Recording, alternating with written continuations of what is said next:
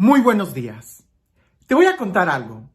Cuando yo estaba en teología, en la universidad estudiando teología, tenía un profesor, el padre Landgrave, de feliz memoria. Un profesor excelente, un sacerdote increíble, pero su metodología era un poco diferente a lo usual que yo tenía, y más cuando se trataba de fe. Porque él, cuando explicaba la clase, él era muy agudo, muy preciso. A veces exageraba mucho para decir y que pudiéramos entender claramente en la materia. Él nos daba los evangelios sinópticos. Pero cuando se trataba en el examen, él solía plantear lo contrario. Es decir, en el examen a él le gustaba, él prefería el examen oral, que estábamos uno a uno frente a él, y usualmente él agarraba una postura herética, alguien que está equivocado en la teología, y él defendía su punto de vista, que era un error. Y nosotros sabíamos que era un error porque él lo decía: ustedes tienen que debatirme para que ustedes puedan probar que sí saben. Y él, cuando estábamos en esos exámenes, salíamos tan convencidos, tan seguros. Su método era muy bueno. Era un método de confrontación, era un método de choque, era un método tan diferente, pero que en realidad nos ayudaba mucho a aprender, porque incluso entre los compañeros andábamos nosotros tratando de disuadirnos o persuadirnos más bien uno al otro para saber qué postura iba a tomar el maestro después de que nos había explicado la teología, la estructura, la historia, el género literario del evangelio. Él quería que le demostráramos. Bueno, ¿por qué te digo esto? Porque parece que la vida es así. Cuando más mal nos va, es cuando más aprendemos a vivir. Cuando más nos azota la vida, es cuando más crecemos. En cambio, cuando todo está en laureles, difícilmente nos animamos a esforzarnos. Difícilmente aprendemos a valorar las cosas cuando todo está de maravilla. Es ahí cuando tenemos algún reto, que es cuando empezamos a crecer. Jesús en el Evangelio el día de hoy parece que utiliza ese método de confrontación, porque en un principio pareciese que él no va a hacer el milagro. Al contrario, parece que hasta regaña. Y al final termina realizando el milagro, pero no sin antes haber pronunciado una enseñanza. Una enseñanza que el día de hoy nosotros tenemos que escuchar, porque Jesús sigue siendo tan desconcertante y al mismo tiempo tan asombroso. Nos sigue maravillando y sigue siendo el mismo ayer, hoy y siempre. Escucha lo que dice el Evangelio. Pasando los 2 días, partió de allí para Galilea, pues Jesús mismo había afirmado que un profeta no goza de prestigio en su patria. Cuando llegó pues a Galilea, los galileos le hicieron un buen recibimiento porque habían visto todo lo que había hecho en Jerusalén durante la fiesta, pues también ellos habían ido.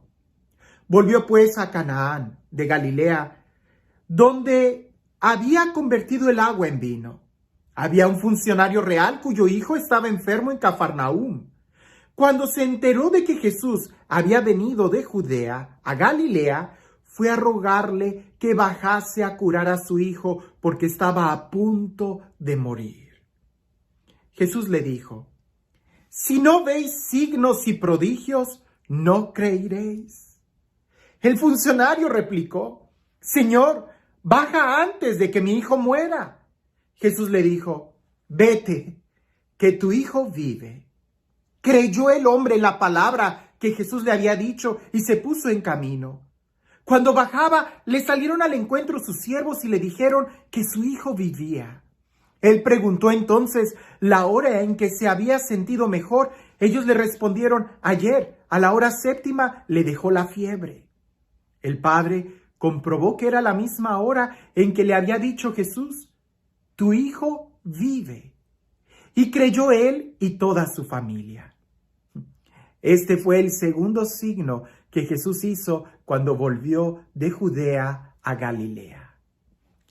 Me agrada mucho cómo Jesús, o el Evangelio de San Juan, prefiere utilizar la palabra signo en lugar de milagro.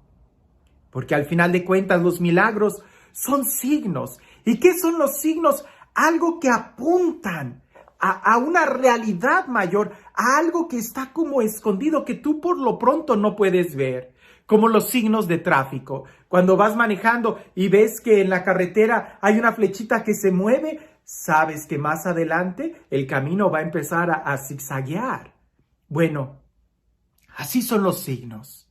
Así son los milagros. Señalan a algo que va más allá. Pero curiosamente Jesús empieza a decir, si ustedes no ven signos, no creen.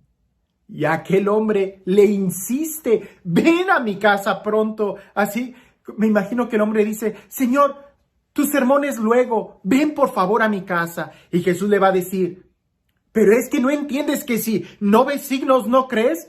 Y el hombre se queda, ¿qué tiene que ver eso? Yo quiero que sanes a mi hijo. Ay, una vez, lo digo con mucho respeto, con mucho corazón y un corazón de pastor. A mí me duele mucho cuando me piden que bendiga algunos sacramentales. Recuerdo particularmente una persona que me pidió que si podía bendecir agua y aceite y sal. Y le dije, sí, claro, nada más espérame después de la misa y voy y traes el agua y te los bendigo. Y yo estaba saludando a la gente. Y ya cuando termino, veo a la persona y le digo, ¿dónde está lo que quieres que te bendiga? Y me dice, padre, está en la camioneta, ¿podemos ir? Y yo le dije, no, tráelos y aquí yo te los bendigo. Y me dice la persona, padre, pero es que es mucho, no puedo traerlo. Y yo me quedé, ¿cómo que es mucho? Y dice, sí, pues son algunos garrafones y cajas de aceite de esos botes que quiero que bendiga. Y yo me sorprendí y le dije, no te estoy entendiendo. ¿Qué es lo que quieres que haga?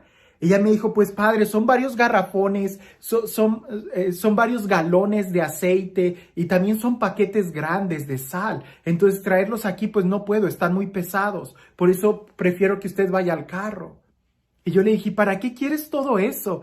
Y me dice, pues usted sabe, padre, para usarlo, para ahuyentar el mal y esto y esto y esto. Y yo le dije, no estás entendiendo. Los sacramentales son esos sacramentales signos que nos ayudan a nosotros a poder ponernos como en sintonía con la presencia de Dios. Pero tanta agua, tanto aceite, tanta sal, no estás entendiendo, no es superstición. Por ahí cuentan un padre que él dijo que en tal día iba a bendecir agua, sal y aceite y pareciese que la iglesia era más como un Walmart porque estaba lleno de tantas cosas y el padre se sorprendió y dijo, no, hay que dar una catequesis. Es seguramente lo que a Jesús le pasó. La gente quería que Jesús viniera, que lo tocara, que tocara a los enfermos, que hiciera esto y aquello, no sé, que hiciera barro y se lo pusiera en los ojos a todas las personas, que hiciera esos prodigios. Y Jesús dice, ¿es que no creen? La gente sí creía en Jesús, por eso le estaba pidiendo el milagro, pero exactamente qué clase de fe era la que la gente tenía. La fe que tenía la gente en Jesús era la fe para que lo sanara. Pero esa no es la fe que Jesús quiere. Esa no es la fe que Jesús espera. Esa no es la fe que Él quiere que nosotros tengamos. Entonces, ¿cuál es la fe que Jesús quiere que nosotros tengamos? Pues la fe en la pureza de lo que significa creer y adherirnos. Creer en la palabra de Jesús y adherirnos a Él, a su persona. Jesús le dice al hombre, tu hijo vive, ve. Y el hombre creyó. Ya no necesitó que Jesús fuera y tocara a su hijo. Creyó. Y creyó él y toda su familia. Sorprendente esto, date cuenta. Aquel hijo que sanó, ¿dónde está? Ya se murió. Es decir, los milagros que Jesús hace son solamente signos donde atrás hay una enseñanza. ¿Cuál es la verdadera enseñanza? Vivir. Aprender a vivir, aceptar la vida que Jesús nos está ofreciendo. No es creer en que Dios puede hacer mis caprichos. No es creer en que Dios va a hacer lo que yo quiero que Él haga. Esa no es la fe. Dios es Dios. Más bien la fe que Él espera de nosotros es que nosotros nos abandonemos a su voluntad. Aceptemos su voluntad. Cuidado, no es resignación. Es confianza, es esperanza, es amor. ¿De qué te serviría estar en esta tierra muy sanito si no aprendes a vivir? ¿De qué te sirve estar aquí si no aprendes realmente lo que es el vivir? Mira, me dijeron de un pueblo, así te lo digo como un chisme. Me dijeron de un pueblo donde las autoridades, ¿verdad? Suspendieron las clases para que la gente se resguardara de una epidemia. ¿Y sabes qué es lo que hizo la gente? Se fue a la playa. Y el gobierno fue y los tuvo que sacar de las playas. Les dijo, es que no entienden que es un tiempo para que estés a salvo en tu casa. Ellos dijeron, hay vacaciones, vámonos a la playa, vámonos a las fiestas, a los restaurantes, al cine y a todo eso. No, es que no estás entendiendo lo que se te está dando. Parece que Jesús nos diría a nosotros lo mismo con los milagros. Es que no estás entendiendo que no se trata de pedir esta vida biológica, sino más bien de aprender a vivir y a disfrutar cada día de nuestra vida. Y para eso hay que creer en Él. Hay que confiar en Él, hay que conocerlo, hay que aceptarlo a Él. La vida que Él nos da trasciende, es aprender a vivir el aquí y el ahora y para la eternidad. Si tú le tienes tanto miedo al aquí y al ahora, es porque todavía no estás seguro de la eternidad, es porque todavía no has conocido la vida. Es porque todavía no sabes qué importante es el aceptar a Dios. Oí a alguien que decía, ustedes no le tienen miedo a un virus, ustedes no le tienen miedo a la muerte, no le tienen miedo a morir. En realidad a lo que le tienen miedo es de que no han encontrado la paz, no han encontrado el amor, no han encontrado la confianza.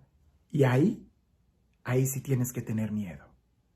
Porque aunque no hubiera ningún virus, la actitud y ese miedo encerrado en ti va a continuar. Date cuenta y aprende de esto, que es tiempo de reflexionar y de despertar en nosotros una fe en Dios, no exigiéndole nuestros caprichos, sino tratando de ver cómo Él nos mira. Y este Dios, el Dios del amor, el Dios de la vida, el Dios de la gracia, el Dios que sale a nuestro encuentro, el Dios que nos ama y nos busca, que sea Él quien el día de hoy te bendiga. En el nombre del Padre, del Hijo y del Espíritu Santo. Hablando de diferentes fees, la fe que cree en que se cumpla mi capricho, o la fe en alguien que confía en Dios, que lo ama. Bueno, pues parece que es como el oído. Todos escuchamos, pero todos escuchamos de manera diferente. Había dos primos. Uno de ellos creció en la ciudad, el otro creció en el campo. El del campo vino a visitar al primo de la ciudad porque el primo de la ciudad siempre estaba ocupado en sus negocios. Y aquel primo de la ciudad lo llevó a que conociera el centro, el downtown de aquella ciudad. Y cuando van caminando, el primo del campo le dice, oye, escucha, es un pájaro. Hay un pájaro que está cantando muy bonito. Y el primo que había crecido en la ciudad le dice, ¿estás loco? Aquí en la ciudad no hay ningún pájaro, no hay ninguna ave. Las aves y los pájaros están en el bosque. Tú sigue caminando que llevamos prisa.